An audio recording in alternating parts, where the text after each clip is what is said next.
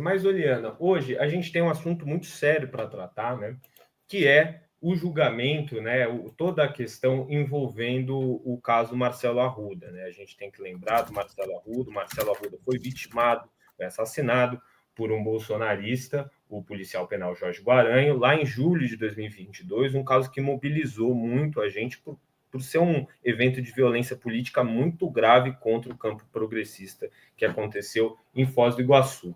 E aí eu queria, Eliana, que você comentasse rapidamente qual que é a sua avaliação sobre o caso, sobre o julgamento, como você espera que seja o desenrolar dessa situação. Yuri, o assassinato do Marcelo Arruda foi um evento extremamente traumático para o nosso país. Ele aconteceu no dia 9 de julho de 2022 e foi a partir do assassinato do Marcelo Arruda que eu, inclusive, protocolei uma representação criminal contra Jair Bolsonaro no Supremo Tribunal Federal por crime de incitação ao terrorismo. A partir daquele evento, eu interpretei, e é importante dizer que eu também fiz o mesmo requerimento nos autos da ação no Ministério Público contra o Jorge Guaranho, entendendo que havia se configurado crime de terrorismo. Crime de terrorismo. Eu fiz a representação contra Jair Bolsonaro por incitação ao terror e contra Jorge Guaranho por terrorismo propriamente, por crime de terrorismo, que não foi acolhida pelo Ministério Público. Ele está sendo processado e julgado por homicídio com agravantes como motivo torpe. Entendeu-se que a nossa legislação não abarca o motivo político como causa de terrorismo. Eu tenho séria divergência em relação a isso. É importante nós lembrarmos que, naquele contexto, estavam acontecendo uma série de ações que eu considero de terror, como, por exemplo, soltar bombas por meio de drones em manifestações pró-Lula, etc. Situações que eu chamo de terror, Yuri, porque eram situações que nos davam medo. As pessoas ficavam com medo. Eu não vou para a manifestação do Lula, vou votar no Lula, mas eu não vou para a manifestação porque eu tenho medo de sofrer alguma coisa. Eu tenho medo de colocar um adesivo no meu carro. Isso aconteceu muito. Quem está nos ouvindo agora vai lembrar. Muita gente ficou com medo de colocar adesivo no carro e sofrer algum tipo de agressão, ou vandalismo contra o seu patrimônio, ou agressão contra si próprio. E o que aconteceu no caso do Marcelo Arruda foi muito grave. Ele estava celebrando o aniversário dele, o Jorge Guaranhos não o conhecia, por isso que eu qualifiquei como terror, porque o terror ele é uma violência generalizada, não é uma violência dirigida contra uma pessoa, ela é uma violência dirigida de modo generalizado, que não tem uma vítima em especial e que tem como objetivo causar pânico social, que foi o que aconteceu. Quando o Marcelo Arruda foi assassinado, aquilo foi motivo de pânico, porque as pessoas disseram: eu não posso colocar uma camiseta do Lula livre, eu não posso fazer uma festa com o tema do Lula presidente, que corro o risco de ser assassinado na minha festa de aniversário, na frente da minha família. Isso é motivo de pânico social, isso é motivo de terror, e o motivo foi discriminação, não contra um indivíduo específico, mas contra qualquer indivíduo que pudesse estar ali. Tanto que o Jorge Guaranho, ele admitiu que ele não conhecia o Marcelo Arruda, e ele só foi para aquela festa porque realmente o tema da festa era Lula. Se o tema da festa fosse qualquer outro tema, ele não teria invadido a festa. Então, o motivo é torpe. Eu continuo defendendo que se tratou de uma ação de terrorismo, mas não foi o entendimento do Ministério Público. O Ministério Público pede a condenação de Jorge Guaranhos por homicídio doloso por motivo torpe, fundado numa discriminação de cunho político. A defesa criou todo um factoide de que ele tinha tido amnésia pós-traumática, ele havia esquecido. O depoimento dele já desmente totalmente essa versão. Ele lembra que ele foi para a festa, ele lembra que ele não conhecia a vítima, ele depôs nesse sentido. Então, agora nós esperamos que o Jorge Guaranha seja condenado na pena máxima, que, na minha opinião, ainda é pouca, porque, para mim, o enquadramento jurídico do crime era crime de terrorismo, sim. Qual que é a pena máxima, Liana? 30 anos. 30 anos. Tem uma questão que envolve esse caso, que eu acho que é importante a gente colocar também, que além dessa questão criminal, né?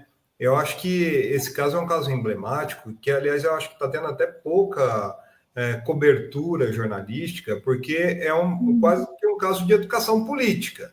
Porque a gente está entrando o ano que vem num processo político, novamente, presidencial, com um fator extra. Hoje a gente tem incitadores no comando da nação aí mais poderosa militarmente e economicamente do mundo, e junto com essas pessoas estão essas pessoas que promovem desinformação, fake news, discurso de ódio nas redes sociais, que é Elon Musk, o próprio Mark Zuckerberg, da Meta, né? Então, assim, como é que você vê isso, né, Eliana? Porque a gente está saindo de um processo em que se tenta negar ainda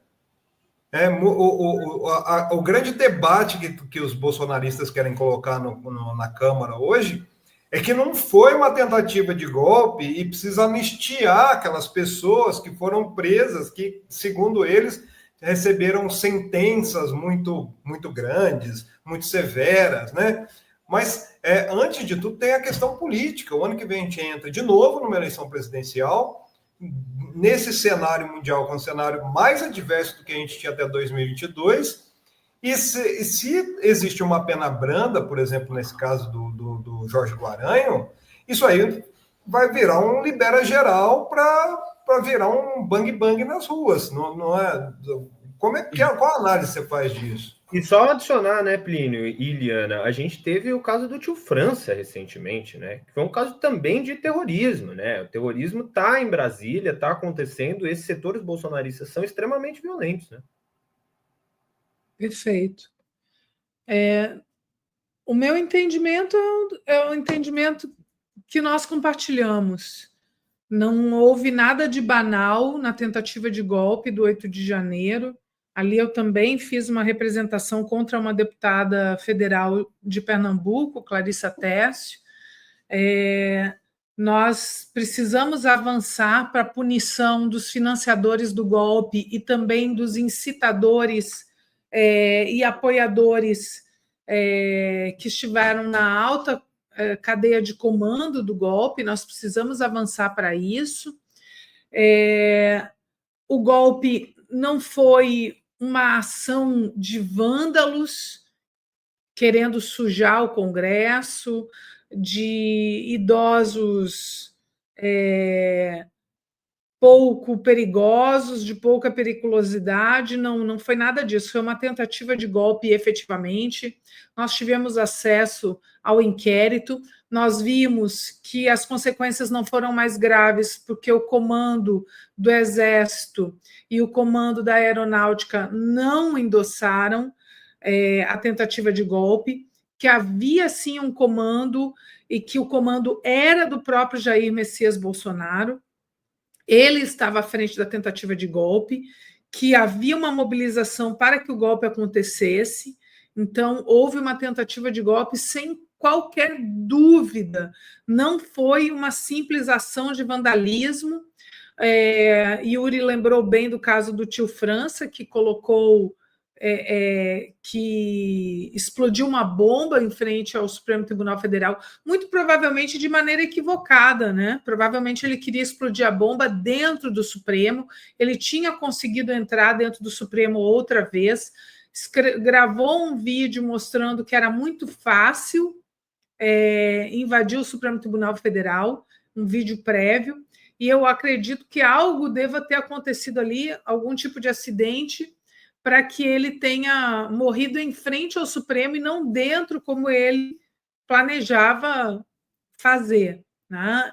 Então, são atentados terroristas, são tentativas de golpe. Eu queria, inclusive, dizer que hoje, aqui no Recife, nós vamos inaugurar o busto da militante Soledad Barré. Nós estamos muito felizes, isso é um pedido do meu mandato, tanto o pedido para que o busto fosse realizado e instalado, como também o pedido de solenidade. Nós teremos hoje aqui no Recife nós estamos tendo a presença da Comissão de Mortos e Desaparecidos do Ministério de Direitos Humanos. Eles estão aqui, nós aproveitamos a vinda da comissão para a solenidade de inauguração do busto de Soledad Barré, e eu acho que é muito bom a gente relembrar a história de Soledad Barré, uma militante que morreu com 28 anos, mas que com 16 anos de idade, quando ela morava no Paraguai, ela é paraguaia, quando ela morava ainda no Paraguai, ela teve as suas pernas marcadas, Plínio, com 2 suásticas, isso pelos defensores da ditadura militar no Paraguai. E aí eu acho que é bom a gente retomar a história da Soledad, porque durante muito tempo a gente tratou a ditadura civil-militar da América, as ditaduras civis militares da América Latina, como sendo coisas diferentes do nazismo. E o caso da Soledad, ela nos ensina que as ditaduras civis militares da América Latina sempre estiveram associadas ao nazismo.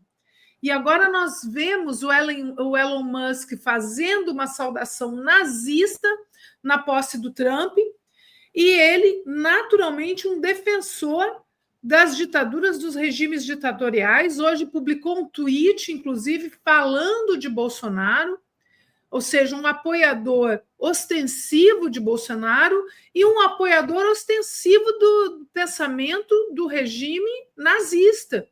Então, nunca foram diferentes as ditaduras civis militares, nunca se distinguiram do nazismo. E Soledad é uma prova concreta disso, porque teve as suásticas marcadas, cortadas na sua pele.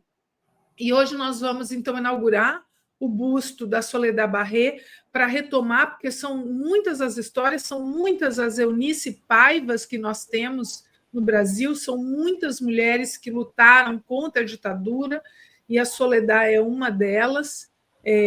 Foi assassinada, foi perseguida, assassinada, executada na chacina da Chácara de São Bento, e hoje nós fazemos essa homenagem a ela, e acho que é fundamental nesse momento, Plínio e Yuri, a gente fazer a retomada, o resgate da nossa memória, de todas as pessoas que lutaram pela democracia, contra a ditadura militar, e acho que é um bom momento para nós resgatarmos também, em especial, a memória das mulheres que fizeram esse enfrentamento.